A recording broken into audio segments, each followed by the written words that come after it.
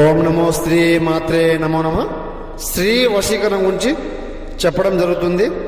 స్త్రీ వశీకరణం అంటే జీవితంలో కూడా పరాయ పురుషులు ఉన్నా కూడా మిమ్మల్ని పట్టించుకోకుండా పరాయ పురుషులతో మాట్లాడి మిమ్మల్ని బాధ పెడుతుంటే నాకు సంప్రదించండి.